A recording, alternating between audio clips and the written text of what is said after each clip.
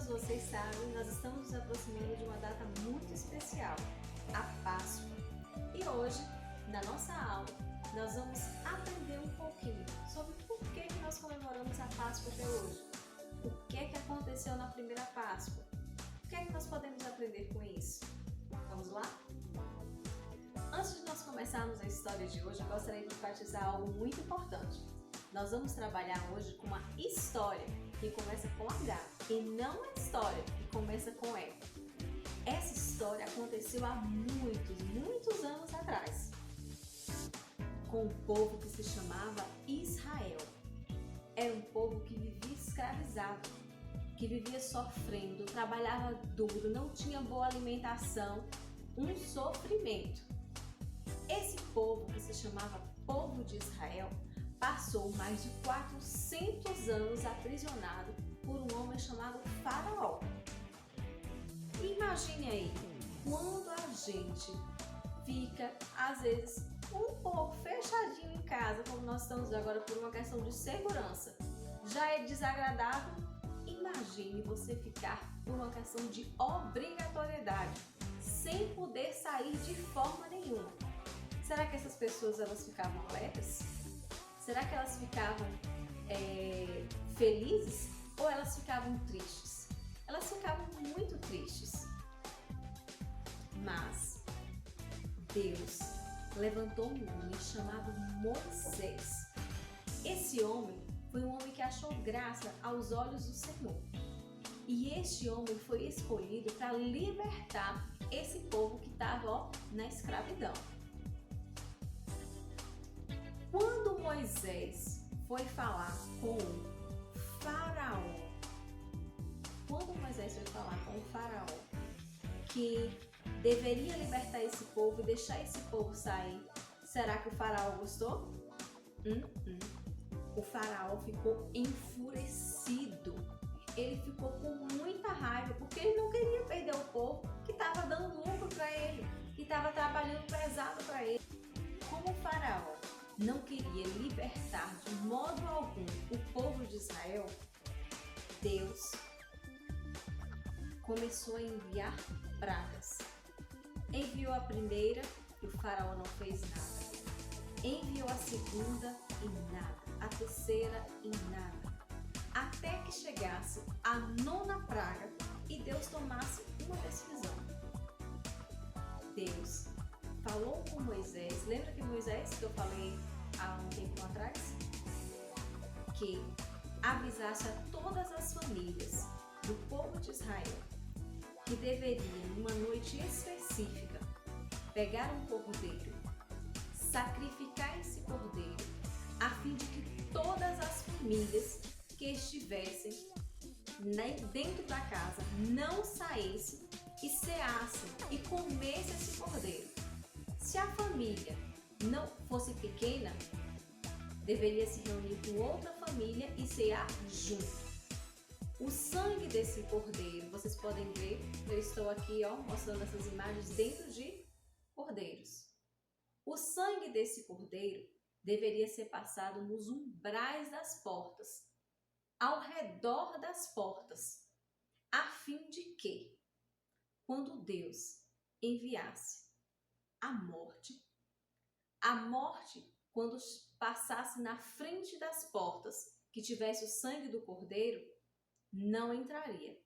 Mas naquela casa em que não houvesse o sacrifício do sangue do cordeiro, a morte entraria e mataria todos os primogênitos. Sabe o que são primogênitos? Todos os primeiros filhos.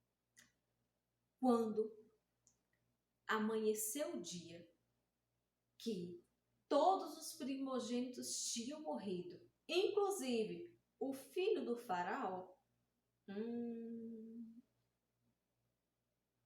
para surpresa daqueles que moravam naquele lugar, todas as casas que tinham o sangue do cordeiro em volta das portas, as famílias não tinham sido atingidas por essa praga. E, de imediato, o Faraó mandou libertar o povo de Israel. O povo de Israel ganhou liberdade exatamente nesse momento. E essa Páscoa, ela nos remete a uma outra Páscoa, que hoje nós falamos de uma forma um pouco diferente. Nós a comemoramos não sacrificando um cordeiro, mas relembrando o cordeiro que desceu do próprio céu. Vamos ver de uma outra forma essa história agora? A primeira Páscoa faz nos lembrar, desde o início da criação até o momento do que Deus quer nos revelar até hoje. Aqui, como vocês podem ver, eu estou segurando um cubo. Esse cubo é um cubo mágico. Todos nós, quando nascemos, nós nascemos, infelizmente, separados de Deus. Isso daqui que você pode ver, tá vendo que tem uma escuridão envolvendo esse boneco aqui? Esse boneco nos representa. E quando nós nascemos, infelizmente, com algo chamado pecado original. Pecado original é tudo aquilo que nós pensamos, tudo aquilo que nós falamos e tudo aquilo que nós fazemos que não agrada a Deus. Infelizmente, por conta desse pecado, nós fomos separados de Deus.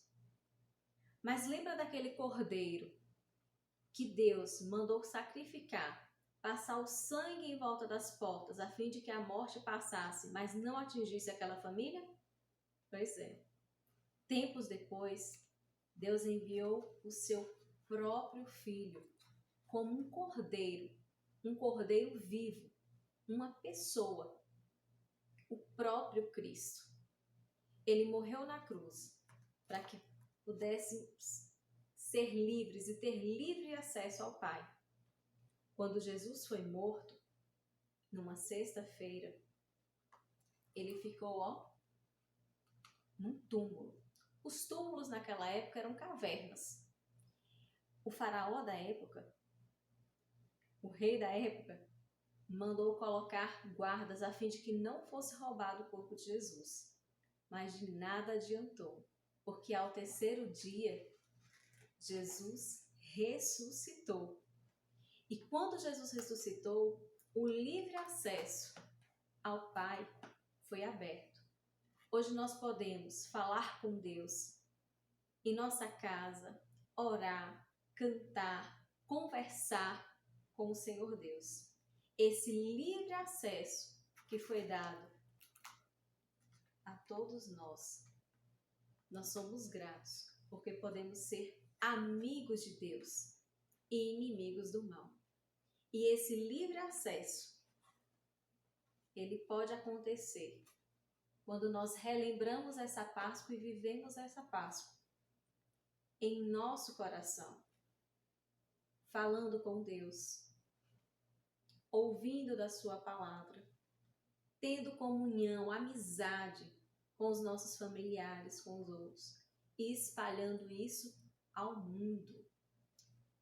Bom, agora nós vamos refletir sobre o verdadeiro sentido da Páscoa, nos lembrando da primeira história da Páscoa que eu acabei de contar aqui, do verdadeiro sentido da Páscoa como o próprio Cordeiro, Jesus Cristo, que nós comemoramos, que morreu na sexta e ressuscitou ao domingo.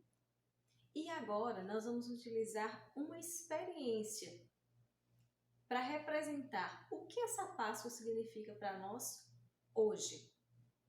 Eu gostaria que você, criança que está aí, que se imaginasse como representação este pote, vou aproximar aqui da câmera, como sendo você, o seu coração. Lembra que eu falei para você que quando nós nascemos com algo chamado de pecado. Pecado original, que a gente vai representar por esse pote. Quando a gente nasce lá, bebezinho, a gente vê alguma coisa de diferente aqui nessa água. Vou até aproximar novamente. Tem algo de diferente? Nadinha, não é mesmo? Mas aí, a gente vai crescendo. Aquela criança, aquele bebezinho, aonde ele tem pecado, ele não tem nada. Ele começa, quando cresce, que aprende a falar. Quem foi que quebrou isso daqui? Fui eu não, mamãe, fui eu não. Ó. Depois cresce mais um pouquinho e conta aquela mentirinha. Depois vai para a escola. Tá lá brincando com um coleguinha. De repente, briga com o coleguinha. O papai ou a mamãe fala algo. Seja educado. Cuide do seu irmão. Responde o pai e a mãe. E isso só vai piorando. E esse coração vai ficando como? Vai ficando triste. E vai entristecendo o coração de Deus. Mas, de repente, em algum momento da vida, pensa, eu vou enganar os meus pais só com uma mentirinha. E tenta melhorar. Tenta melhorar com alguma coisa.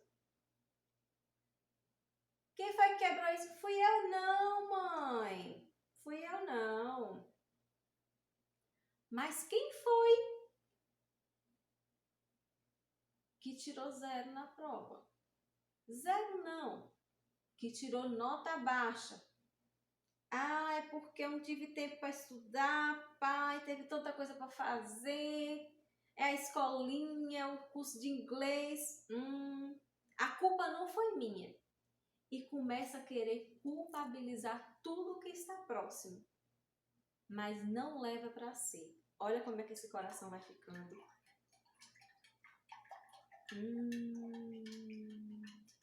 Como é que esse coração vai ficando? Ele vai ficando escuro. Ele vai ficando cheio de pecado. Mas eu vou melhorar, mãe. De repente, sai outra mentirinha. E sai outra mentirinha. E como é que esse coração vai ficando, Ele vai ficando cheio de pecado. Lembra que eu falei para vocês? Tudo aquilo que nós pensamos, que nós falamos e que nós fazemos que não agrada a Deus.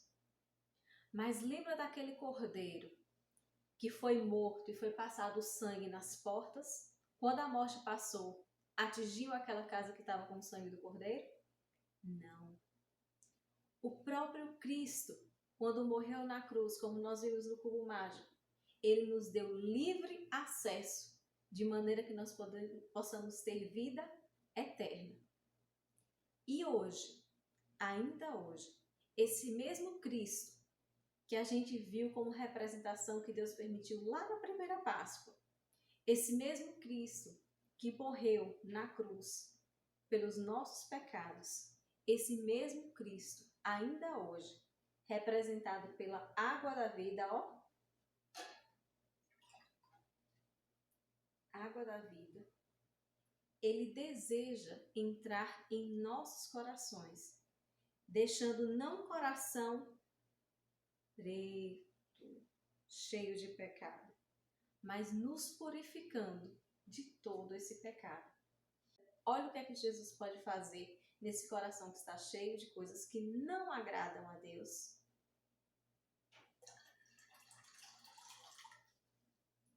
Ele pode nos purificar de todo o pecado. Gostaram da história? Bom, é um prazer falar um pouquinho do verdadeiro sentido da Páscoa em tempos tão difíceis, que nós possamos relembrar o verdadeiro sentido de estarmos aqui, o porquê que estamos aqui, qual o verdadeiro significado de hoje estarmos em família. Curta sua família, aproveite sua família, abrace a sua família, claro, com cautela, diante de todas as restrições que estamos vivendo, mas viva o verdadeiro sentido da Páscoa. Um abraço, tchau!